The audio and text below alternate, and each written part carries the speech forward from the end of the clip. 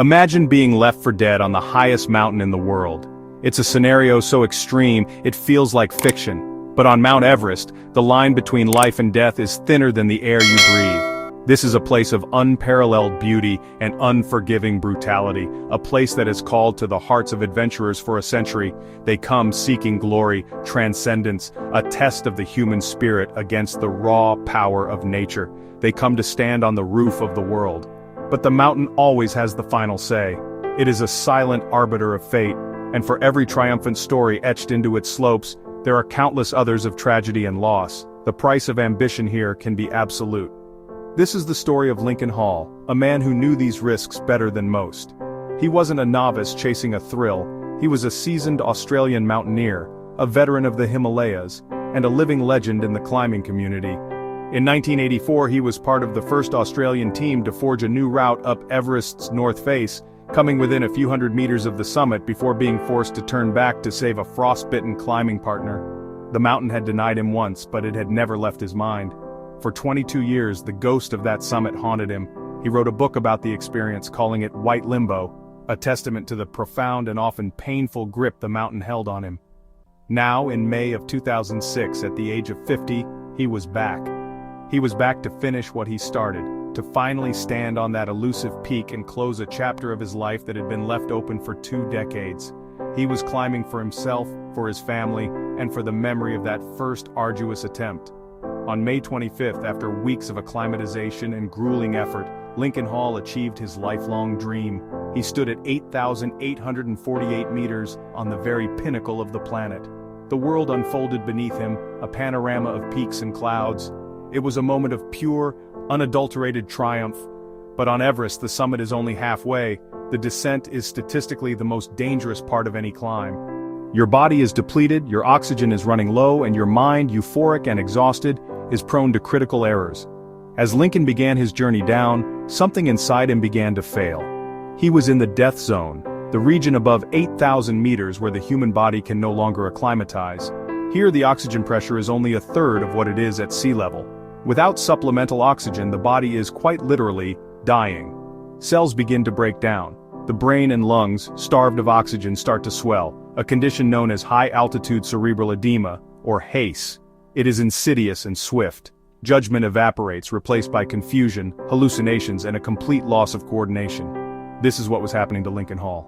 He grew weak, disoriented, and began to lag behind. His Sherpa guides, themselves exhausted and at the limits of their endurance, tried desperately to assist him. For 2 agonizing hours, they struggled with him, pleading, dragging, and willing him to move, but Lincoln's condition worsened. He collapsed in the snow, unresponsive. The Sherpas checked for a pulse, for breath. They found nothing. In the brutal calculus of high-altitude mountaineering, a choice had to be made. To stay with him would mean their own certain death. Their oxygen was critically low, the weather was turning, and night was falling. The expedition leader, Alexander Abramov, listening to the desperate radio reports from base camp, made the impossible call. The Sherpas were ordered to save themselves. They had to descend. After retrieving his pack and personal effects to return to his family, they left him, believing him to be gone. A radio call was made to his wife and 2 sons in Australia. Lincoln Hall was dead. To spend a night alone, unsheltered, and without oxygen in the death zone is considered a death sentence. No one in history had ever survived it. The temperature would drop to -40 degrees, the wind would tear at any exposed skin, and the lack of oxygen would slowly, systematically shut down every organ in his body. For 12 hours Lincoln Hall lay in the snow, a ghost on the roof of the world, while his family grieved an ocean away.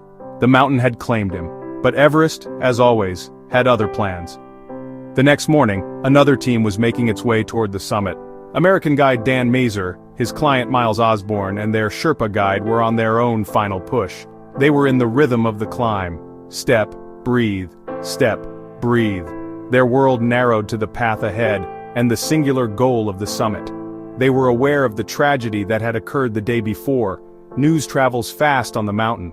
They passed the usual grim landmarks, discarded oxygen bottles, tattered prayer flags, and the frozen bodies of climbers from seasons past, permanent fixtures on the route known as Rainbow Valley. Then, just below the summit, they stumbled upon a surreal, impossible sight. A man was sitting on the edge of a deadly 10,000-foot drop, cross-legged, as if meditating. His downsuit was unzipped to his waist, his arms exposed to the elements. He had no oxygen mask, no hat, no gloves. He was just there. Mazur and his team stared in stunned silence. Their first thought was that it was a body, frozen in a strange position. But then, the man turned his head and spoke. "I imagine you're surprised to see me here?" The words, slurred and otherworldly, hung in the thin air. It was Lincoln Hall. He was confused, shivering, and severely frostbitten, but unbelievably, impossibly, he was alive. He had survived the night. He was a ghost who had come back to life. Imagine what was going through their minds. The summit, the culmination of their dreams, was just 2 hours away. They had spent years planning, training, and tens of thousands of dollars for this single moment. And now, they were faced with a profound moral choice. This was the same season that another climber, David Sharp, had frozen to death near the summit, as dozens of other climbers reportedly passed him by, intent on their own goals. The incident had sent shockwaves through the mountaineering world, sparking a fierce debate about the ethics of climbing. Do you pursue your personal ambition, or do you stop to help a fellow human being, even if it means sacrificing your dream and risking your own life? For Dan Mazur and his team, there was no debate. The summit is still there, Mazur would later say, but this is a man. They didn't hesitate. They immediately abandoned their summit attempt. They gave Lincoln their own oxygen, hot tea, and whatever medication they had. They sat with him, trying to warm him, trying to bring him back from the brink. Mazur got on the radio, his voice crackling with urgency and disbelief, broadcasting to all teams on the mountain. "We have a man, a ghost up here. He says his name is Lincoln Hall. Can anyone help?" The response was immediate and overwhelming. Alexander Abramov, the same expedition leader who had declared Lincoln dead, now mobilized a massive rescue effort. He dispatched a team of 12 Sherpas from lower camps, a small army armed with fresh oxygen, a stretcher, and medical supplies. They were to ascend as fast as humanly possible to meet Mazur's team and help bring Lincoln down. The brotherhood of the rope, the unwritten code of the mountains, had kicked in. A man's life was on the line, and nothing else mattered. What followed was one of the most remarkable and arduous rescues in Everest's history. Lincoln was still suffering from severe cerebral edema. He was hallucinating, combative, and had to be alternately dragged, carried, and cajoled down the mountain's most treacherous sections. It took 11 grueling hours for the combined teams to get him from the high slopes down to the relative safety of advanced base camp at the North Colonel.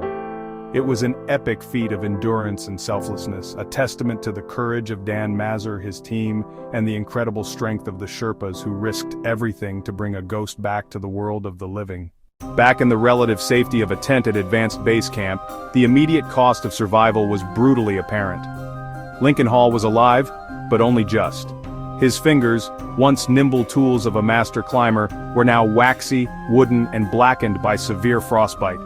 The cold had seeped past skin and muscle, freezing the very cells in his extremities. Every breath was a ragged, painful battle against a burgeoning chest infection, a dangerous complication at any altitude, but a potential death sentence here, miles above the world of modern medicine. He was a ghost of the man who had set out for the summit, his body a roadmap of trauma. Yet, within this shattered vessel, a flicker of life, a stubborn will, remained. And that flicker was about to send a shockwave across the globe. A satellite phone was placed in his hand. On the other end of the line, half a world away in Australia, his wife, Barbara, answered. She was a woman preparing to grieve, having been informed hours earlier that her husband was dead, his body left on the mountain where he fell. She was steeling herself for a call confirming the tragedy.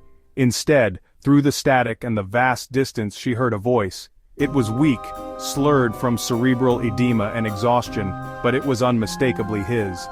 "I imagine you'll be surprised to hear from me," Lincoln managed to say. Surprise wasn't the word.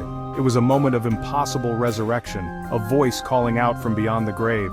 That call wasn't just a conversation, it was a miracle broadcast over a satellite, a testament to the fact that Lincoln Hall was, against all logic and all reports, still alive. For Barbara, and soon the world, it was a moment that defied comprehension. This personal miracle unfolded against a backdrop of public tragedy and intense scrutiny.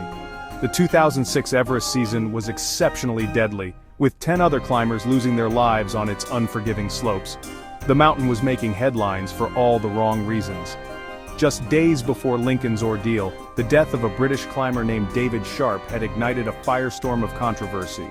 An estimated 40 climbers were said to have passed by Sharp as he lay dying, a grim testament to a perceived erosion of the climber's code.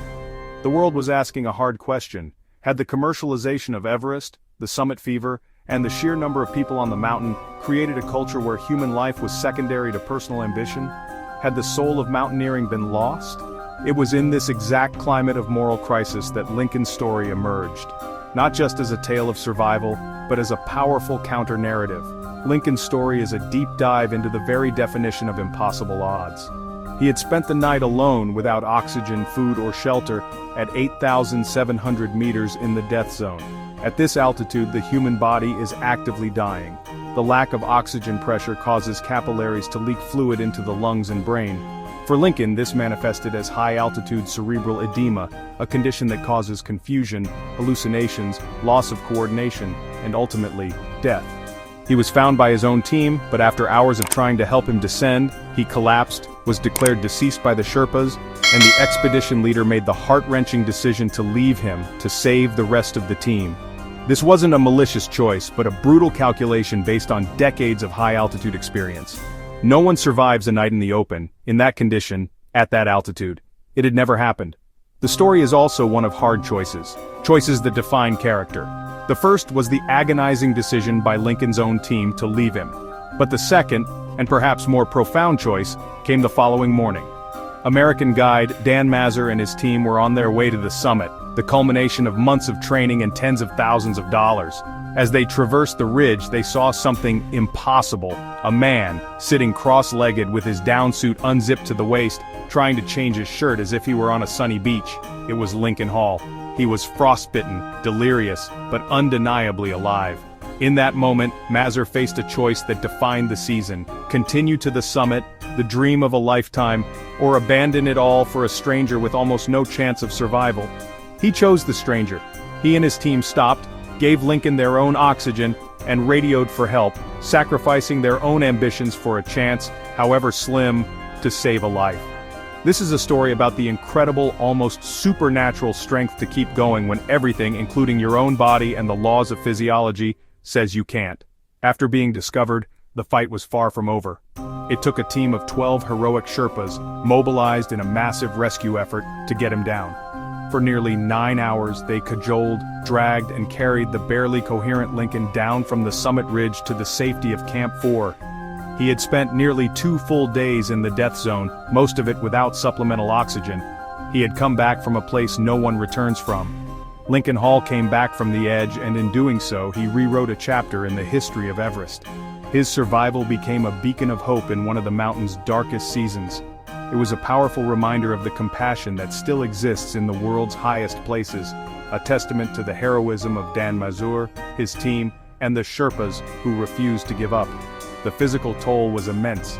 He would lose the tips of all his fingers and a toe, but he had won the ultimate prize. He returned to his family, a living ghost who walked back into the world. His story is not just extraordinary, it challenges our perception of the line between life and death. It proves that sometimes the human spirit's refusal to break is the most powerful force on earth. If a man can survive that, alone in the killing cold, and be brought back by the compassion of strangers, it should give us all pause. If that doesn't give you chills and a profound sense of wonder at the tenacity of life, I don't know what will.